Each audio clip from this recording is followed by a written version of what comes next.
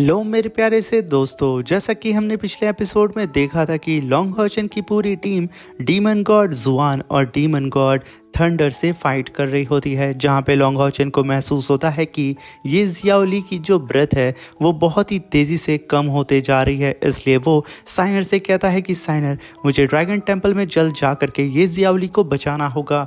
तभी हम देखते हैं कि हाओ चेन उन सब से फाइट करते हुए तुरंत ही ये जियाओली को बचाने के लिए चला जाता है। और वहीं पे दूसरी साइड डीमन एम्परर ये जियाओली के अंदर मौजूद की डिवाइन एनर्जी को फोर्सफुली बाहर निकाल करके पाथ ऑफ गॉडहुड के पाथ को एक्टिवेट कर देता है। वहीं पे हाओ चेन की भी एंट्री हो चुकी थी, जो कि अपने मल्टीपल स्लैश से डीमन एम्परर को रोकने की कोशिश करता है, मगर डीमन एम्परर अपने ड्रैगन को आगे भेज के लॉन्ग हॉचन से फाइट करने के लिए छोड़ देता है। और वहीं पे खुद demon emperor path of godhood के डोर को टच करने चला जाता है, जहाँ पे हाओ चेन अपनी शॉट से डीमन एम्परर को हिट करता डीमन एम्परर उस डोर के अंदर जा चुका था, जिसकी वजह से वहाँ पे काफ़ी बड़ा ब्लास्ट होता है और हाओ चेन झटक के नीचे गिर जाता है। मेरे प्यारे दोस्तों, इस एपिसोड को स्टार्ट करने से पहले मैं अपने व्यूवर्स और जिन प्यारे भाइयों ने मेरी पिछली वीडियो पे कमेंट किया है, मैं उन सबको तहे दिल से धन्यवाद कहना चाहता हूं। साथ में मेरे नए व्यूवर्स, आप भी इसी तरीके से कमेंट कर सकते हैं। मैं आपके कमेंट का स्क्रीनशॉट लेके अपनी नेक्स्ट वीडियो में उसे शो ज़रूर करूंगा। साथ में मेरे प्यारे दोस्तों, आप लोग किस सिटी से मेरी इस एनिमे सीरीज़ को देख रहे हैं, कमेंट बॉक्स में अपना नाम और अपनी सिटी का नाम हमें ज़रूर बताइएगा। और साथ में मेरे कुछ प्यारे व्यूवर्स चाहते थे कि मैं उनका नाम लूँ। विनय, हम्माद, सौरभ, अर्चना, सत्या, जय, गयान, वैभव, जिया, रहमान। मेरे प्यारे भाइयों, आपके कहे मुताबिक मैंने आप लोगों का नाम ले लिया है, तो फिर से ढेर सारा कमेंट ज़रूर करिएगा। अब बिना देर के इस एपिसोड को स्टार्ट करते हैं। इस एपिसोड की स्टार्टिंग में हमें होली सिटी का सीन दिखाया जाता है, जहां पे ग्रैंडपा यांग आसमान में मून को देख रहे होते हैं, जहां पे मून पूरी ही तरीके से ब्लैक होते जा रहा होता है, जिसे देख के सारे ही लोग घबरा रहे होते हैं कि आखिर यहाँ पे चल क्या रहा है। तभी कई सारे सितारे आसमान से टूट करके सीधा ही जमीन की तरफ बढ़ रहे होते हैं, जिसे देख करके ग्रैंडपा यांग कहते हैं कि मुझे यकीन नहीं हो रहा है कि यहाँ पे जो हमारे डीमन कॉन्टिनेंट का नेचुरल लॉ था वो टूट चुका है। तभी हम देखते हैं जो सितारे आसमान से नीचे गिर रहे थे वो असल में कई सारे डीमन पिलर्स होते हैं, जिन्हें देख के ग्रैंडपा यांग कहते हैं ये तो डीमन गॉड्स पिलर्स हैं। आखिर ये यहाँ पे सडन एक साथ कैसे अपीयर हो गए हैं? कहीं ऐसा तो नहीं कि डीमन गॉड एम्परर अपने मकसद में कामयाब हो चुका है? ये सोच सोच के इन सब के पैर फूले जा रहे होते हैं। अभी हम वहाँ पे देखते हैं कि ये सारे के सारे डीमन गॉड्स पिलर असल में एक पास पे नहीं अपीयर हुए थे, बल्कि वो के सारे पासेस पे अपीयर हुए थे। जब वो सारे ही डीमन गॉड्स पिलर अपनी पावर को अनलेश करते हैं, कोई भी कल्टीवेटर 6 पासेस का वहाँ पे सही ढंग से खड़ा नहीं हो पा रहा था। सबके ऊपर ग्रेविटी प्रेशर लग रहा होता है। तभी वहाँ पे ग्रैंडपा यांग और सभी लोग एक साथ कम्युनिकेट करके बोलते हैं कि कहीं ऐसा तो नहीं कि इन सारे के सारे डीमन गॉड्स पिलर्स की पावर जो असल में अब तक सील थी, डीमन गॉड एम्परर ने उसे अनसील कर दिया है, जिसकी वजह से डीमन गॉड्स पिलर्स अपनी पावर का फुल इस्तेमाल यहाँ पे कर पा रहे हैं। और शायद ये इसलिए हुआ है कि डीमन एम्परर ने डीमन कॉन्टिनेंट के नेचर लॉ को ही चेंज कर दिया है। और अगर डीमन एम्परर यकीनन गॉड बन जाता है, तो वो हमारे डीमन कॉन्टिनेंट में एक लौता गॉड होगा, जो कि हमारे पूरे के पूरे लॉ को चेंज कर देगा। फिर हमारे पूरे डीमन कॉन्टिनेंट में कोई भी ह्यूमन ऐसा नहीं होगा जो कि डीमन गॉड एम्परर से फाइट कर सके। और अगर ये सब कुछ होता है तो हम सब का मरना तय है। तभी वहाँ पे सीन शिफ्ट होता और हमें ड्रीम पैराडाइज का सीन दिखाया जाता है, जहाँ पे डीमन गॉड जुआन और थंडर डीमन गॉड लॉन्ग हॉचन की पूरी टीम से फाइट कर रहे होते हैं। और वो दोनों ही कंबाइंड अटैक कर चुके थे लॉन्ग हॉचन की पूरी टीम के ऊपर, जहाँ पे हाउचन की पूरी टीम अपनी पावर को कंबाइन करके उन सब से फाइट कर रही होती है। तभी हम देखते हैं कि हाउचन की टीम हारते हुए नजर आ रही होती है। और तभी साइनर अपने वेपन को नचाते हुए काफ़ी पावरफुल स्लैश अटैक करके वहाँ पे उन सारे ही डीमंस के अटैक को डिस्ट्रॉय कर देती है। तभी वहाँ पे काफ़ी बड़ा स्पिरिचुअल ब्लास्ट होता है, जिसकी वजह से हाउचन की पूरी टीम छटक करके पीछे गिर जाती है। यहाँ पे लॉन्ग हॉचन की पूरी टीम की हालत ख़राब हो चुकी थी। वो लोग सही ढंग से वहाँ पे खड़े नहीं हो पाते हैं। वहीं पे थंडर डीमन गॉड फिर से काफ़ी पावरफुल अटैक समन कर लेता है, और वहीं पे डीमन गॉड जुआन भी, वो दोनों ही कंबाइंड अटैक करते। मगर तभी आसमान से कई सारे डीमन गॉड्स पिलर्स अपीयर हो जाते हैं ड्रीम पैराडाइज के अंदर, उसे देख करके वहाँ पर डीमन गॉड जुआन तुरंत ही कहता है कि लगता है कि हमारे लॉर्ड अपने मिशन में सक्सेस हो चुके हैं। ये सुन करके वहाँ पे थंडर डीमन गॉड कहता है कि अगर ऐसा है तो फिर मैं आखिर कैसे अपने बेटे का बदला लूंगा और मैं इस टकले को आखिर कैसे जान से मारूंगा, मैं इसे जिंदा नहीं छोड़ सकता हूँ। मगर तभी वहाँ पे डीमन गॉड जुआन उसे शांत करते हुए कहता है कि थंडर डीमन गॉड, हम यहाँ पे लॉर्ड के ऑर्डर को मानने से मना नहीं कर सकते हैं, क्योंकि हमें लॉर्ड ने ये आदेश दिया था कि जैसे ही डीमन गॉड पिलर्स अपीयर होंगे आसमान में, सभी लोगों को अपनी टेरिटरी में वापस लौटना होगा। और रही बात इन सारे ही ह्यूमंस की, तो तुम परेशान ना हो, तुम्हें अच्छे से ही पता है कि हमारे लॉर्ड जैसे ही गॉड बन जाएंगे तो इन सारे ही ह्यूमंस का वजूद भी यहाँ से मिट जाएगा और तुम फिर बड़े ही आसानी से इस टकले को मारना। और मैं उस फायर कल्टीवेटर को, वो बात कर रहा होता है लिंसी की, क्योंकि लिंसी के पास भी उसी के बेटे का क्राउन होता है। तभी हम देखते हैं कि वो दोनों ही डीमन गॉड उड़ते हुए अपनी टेरिटरी की तरफ निकल जाते हैं। तभी लॉन्ग हॉचन की पूरी टीम भागते हुए साइनर के पास आती है और उससे कहती है कि डिप्टी कमांडर आप ठीक तो हैं ना। तभी वहाँ पे साइनर कहती है कि हाँ मैं यहाँ पे ठीक हूँ, मगर ये दोनों ही डीमन गॉड सडन इस फाइट को रोक करके इतनी आसानी से कहाँ चले गए हैं। कहीं ऐसा तो नहीं कि ड्रीम पैराडाइज के अंदर हाउचन खतरे में है और उसके साथ कुछ बुरा हो गया है, क्योंकि सडन आसमान में कई सारे डीमन पिलर्स भी अपीयर हो चुके हैं, जिसे सुन के सब वहाँ घबरा जाते हैं। तभी वहाँ पे साइनर कहती है कि सभी लोगों को यहाँ पे जल्द से जल्द ड्रैगन टेंपल में जाके देखना चाहिए कि आखिर वहाँ की सिचुएशन कैसी है।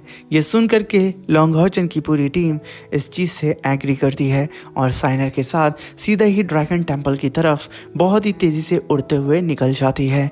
तभी सीन शिफ्ट होता और हमें डीमन टेरिटरी का सीन दिखाया जाता है। यहाँ पे मून डीमन गॉड और स्टार डीमन गॉड मौजूद होते हैं स्टार डीमन गॉड के पैलेस के अंदर।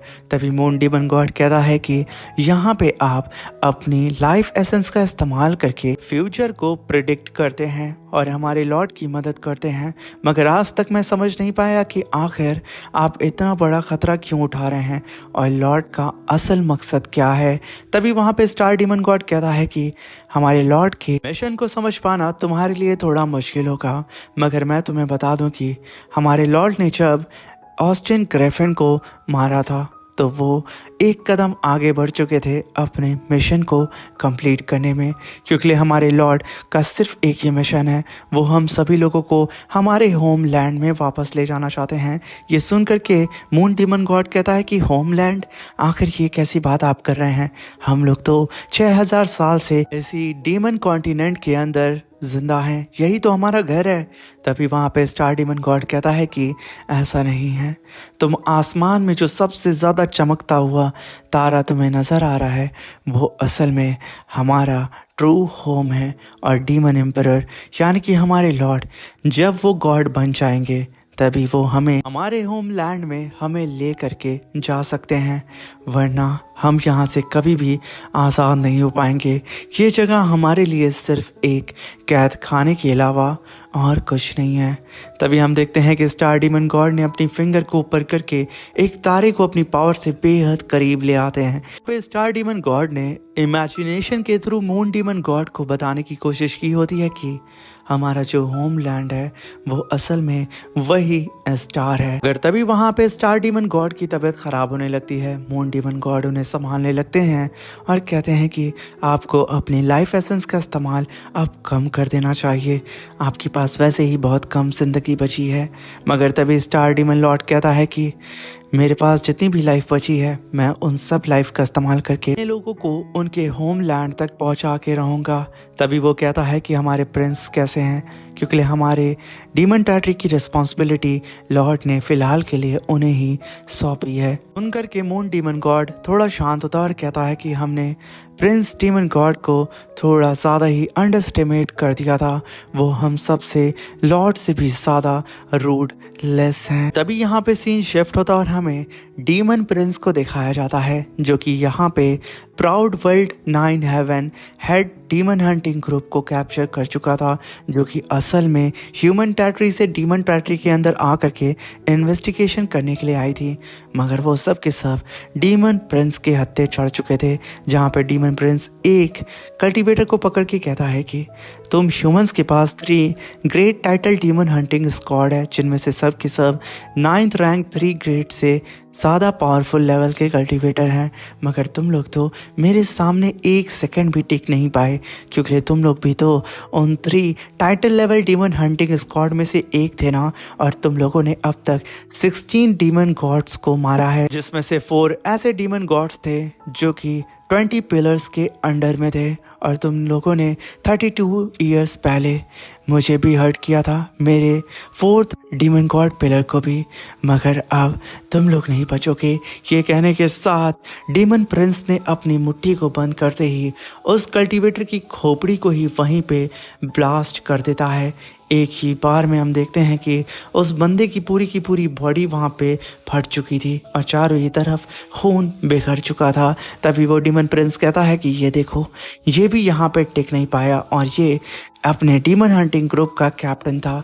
तभी वहाँ पे डीमन प्रिंस अपने ड्रैगन को बुलाता है और उससे कहता है कि अब वक्त आ चुका है कि हम इन सारे ही ह्यूमंस के ब्लड को एब्जॉर्ब करके इनकी पावर को अपने अंदर समाहित कर लें। ये सुनते ही उसका ड्रैगन तुरंत ही उसके पीछे आके खड़ा होता है और अपनी पावर को अनलेश करने लगता है, जहाँ पे डीमन प्रिंस ने अपनी पावर को रिलीज करके वहाँ पे मौजूद सारे ही डीमन हंटिंग स्क्वाड्स के ब्लड को और उनकी पावर को एब्जॉर्ब करना शुरू कर दिया था, जिसकी वजह से उसकी पावर यहाँ पे बहुत ही तेजी से बढ़ने लगती है। साथ में डीमन प्रिंस का जो डीमन पिलर नंबर 4 था, जो कि 32 ईयर्स पहले डैमेज हो चुका था, उसे भी यहाँ पे डीमन प्रिंस ने पूरी ही तरीके से रीस्टोर कर लिया था और उसके डीमन पिलर का नाम था हेवनली डिफाइनिंग ड्रैगन पिलर। यहाँ पे हम देखते हैं कि डीमन प्रिंस का ड्रैगन भी यहाँ पे पूरी ही तरीके से अब उस डीमन प्रिंस से फ्यूज हो चुका था। तभी वहाँ पे एंट्री होती है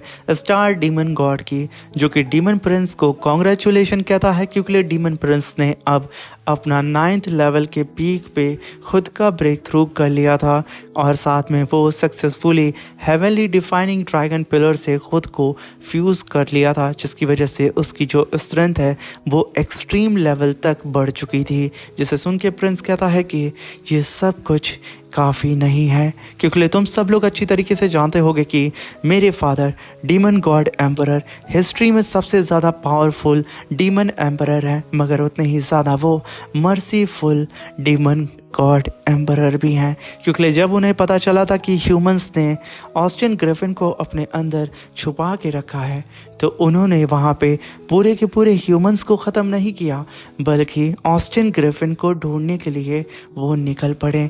और स्टार डीमन गॉड, आपने उनकी सबसे ज़्यादा मदद की थी। और जब उन्हें पता चला कि जो ऑस्टिन ग्रिफिन है वो असल में लॉन्ग हाउचन की बॉडी के अंदर मौजूद है और वो लॉन्ग हाउचन के साथ कॉन्ट्रैक्ट भी बना चुका है, जो कि ब्लड कॉन्ट्रैक्ट था। अगर यहाँ पे फादर लॉन्ग हाउचन को मारते तो ऑस्टिन ग्रिफिन भी मारा जाता। इसी वजह से लास्ट में फादर ने एक जाल आपके द्वारा बिछाया और उन्होंने चारों ही तरफ ये बात फैला दी कि आप कमज़ोर हो चुके हैं। और जब आपको मारने के लिए हाउचन आया तो फादर ने उसे कैप्चर कर लिया। उन्होंने एक तीर से 2 निशाना लगाया। उन्होंने ऑस्टिन ग्रिफिन को पहले कैप्चर किया, क्योंकि वो यहाँ पे ऑस्टिन ग्रिफिन को मार नहीं सकते थे, इसलिए उन्होंने यहाँ पे हाउचन को मारना सही समझा और उन्होंने तो यहाँ तक कि हाउचन के हार्ट को डिस्ट्रॉय कर दिया और उसे वहाँ पे जान से मार दिया। लॉन्ग हाउचन के मरते ही ऑस्टिन ग्रिफिन आराम से मर गया, मगर सडन कुछ साल के बाद हमें ये पता चलता है कि ऑस्टिन ग्रिफिन तो मर गया, मगर हाउचन पता नहीं कैसे वापस से जिंदा हो गया। और फादर ने तो हाउचन के चक्कर में 4 साल के लिए ये होली वॉर भी डिले कर दी। अगर वो ऐसा नहीं करते तो हम कब का ह्यूमन टेरिटरी के ऊपर कब्जा कर चुके होते। मगर जब हमें ये पता चला कि हाउचन ने divine throne of creation and eternity को अचीव कर लिया है, तो मैंने फादर को तुरंत ही एक आइडिया दिया कि वो अपना गॉड रेलम ब्रेक थ्रू करें और वो पाथ ऑफ गॉडहुड में जाके खुद को और भी ज़्यादा पावरफुल बनाएं। फादर उस पाथ में चले गए। और आप सब तो जानते हैं कि मैं फादर की कितनी ज़्यादा इज्जत करता हूँ और उनकी ही वर्शिप करता हूँ। और जब अब फादर उस पाथ पे जा चुके हैं तो डीमन आर्मी की जो रिस्पॉन्सिबिलिटी है अब वो मेरे हाथ में आ चुकी है। और मेरे फादर के आने से पहले ही मैं पूरे के पूरे इस डीमन कॉन्टिनेंट के अंदर से ह्यूमंस का नामो निशान मिटा दूंगा। एक भी ह्यूमन यहाँ पे बचेगा नहीं। और जब मेरे फादर खुद का गॉड रैलम ब्रेक थ्रू करके आएंगे जो कि डीमन टेरिटरी के अंदर एक लौते गॉड होंगे, वो ये सब देख के बेहद खुश होंगे क्योंकि उन्हें तो यहाँ पे थोड़ी सी भी मेहनत नहीं करनी होगी। उनके बेटे ने सब कुछ कर दिया होगा। तभी सीन शिफ्ट होता और हमें होली सिटी को दिखाया जाता है जहाँ पे ग्रैंडपा यांग आसमान में देखते हुए कहते हैं कि आसमान अब कुछ पल के लिए ठहर गया है। कहीं ऐसा तो नहीं ड्रीम पैराडाइज के अंदर काफ़ी कुछ उथल पुथल मच चुकी है। कहीं demon god emperor path of godhood के अंदर एंटर तो नहीं कर गया है। अगर ऐसा है तो हाओ चैन तुम्हें जल्द से जल्द होली सिटी में वापस आना होगा। तुम ही एक लौते हो जो कि डीमन एम्परर को गॉड रैलम पे ब्रेक थ्रू होने के बावजूद उसे रोक सकते हो इस पूरे के पूरे डीमन कॉन्टिनेंट के अंदर। ये कहते हुए वो वहाँ पे बहुत ही ज़्यादा होपलेस होकर के आसमान की तरफ देख रहे होते हैं। तभी सीन शिफ्ट होता और हमें ड्रीम पैराडाइज का सीन दिखाया जाता है जहाँ पे ड्रैगन टेम्पल के अंदर हाओचेन आसमान से नीचे गिरता है। और जहाँ पे हाओचेन ने अपने थ्रोन आर्मर को पहना था वो थ्रोन आर्मर भी पूरी ही तरीके से धीरे धीरे करके डिसअपीयर हो जाता है। तभी हाओचेन आसमान में देख करके डीमन एम्परर की तरफ चिल्लाते हुए कहता है कि डीमन एम्परर भले ही तुम गॉड रैलम पे ब्रेक थ्रू खुद का कर क्यों ना लो, मगर फिर भी मैं अपने डीमन कॉन्टिनेंट को तबाह होने तो नहीं दूंगा। मैं किसी भी कीमत पे तुम्हें रोक के रहूंगा। यहाँ पे हाओचेन सब कुछ कह तो रहा था मगर यहाँ पे वो खुद इंजर्ड हो चुका था। तभी साइनर आती है और तुरंत ही हाओचेन से गले लगते हुए कहती है कि हाओचेन तुम ठीक तो हो ना। तभी हाओचेन कहता है कि साइनर मैं यहाँ पे बिल्कुल ठीक हूँ, तुम परेशान मत हो। तभी वहाँ पे लॉन्ग हाओचेन के पूरे टीम मेंबर्स भी आ जाते हैं और उसका हाल पूछने लगते हैं। मगर यहाँ पे हानियो बिना ही वक्त ज़ाया किए मिस ये जियाओली और लॉन्ग हाओचेन को हील करते हुए अपने साथियों को बताता है कि कैप्टन और ये जियाओली यहाँ पे ठीक हैं और कुछ देर में ये लोग क्योर हो जाएंगे। ये सुनकर के हाओचेन की टीम को वहाँ पे थोड़ा सा आराम मिलता है कि उनके कैप्टन यहाँ पे ठीक हैं। मगर तभी वहाँ पे लॉन्ग हाओचेन की पूरी टीम साथ ही हाओचेन से कहती है कि आखिर कैप्टन यहाँ पे हुआ क्या था जिसकी वजह से आप दोनों ही इतना ज़्यादा घायल हो चुके हैं। तभी वहाँ पे सबकी बात को काटते हुए फैंग कहता है कि कैप्टन आखिर डीमन गॉड एम्परर कहाँ पे है, मुझे वो नज़र नहीं आ रहा है। तभी हाओचेन अपनी पूरी टीम की तरफ देखता है और बड़ी ही निराश होते हुए कहता है कि demon god emperor path of godhood के अंदर एंटर कर चुका है जो कि असल में एक इंटरनल पाथ है। ये सुनकर के हाओचेन की पूरी टीम दंग हो चुकी थी क्योंकि उन लोगों ने पहली बार पाथ ऑफ गॉडहुड के बारे में सुना था जहाँ पे सिमसियान कहता है कि पाथ ऑफ गॉडहुड है क्या, इसके बारे में तो हमने कभी भी नहीं सुना है। तभी वहाँ पे लॉन्ग हाओचेन खुद भी शांत हो जाता है क्योंकि उसे भी यहाँ पे ज़्यादा नॉलेज नहीं होती है पाथ ऑफ गॉडहुड के बारे में, क्योंकि ऐसी पावर को उसने पहली बार खुद देखा था। इसी के साथ मेरे प्यारे दोस्तों ये शानदार सा एपिसोड ख़त्म होता है। साथ में मेरे प्यारे दोस्तों वीडियो को लाइक शेयर सब्सक्राइब करके अपने दोस्तों के साथ ज़रूर शेयर करें। प्लीज़ मेरे प्यारे से दोस्तों हमें सपोर्ट करें, आपके सपोर्ट की हमें बेहद ज़रूरत है। Thank you for watching, love you all.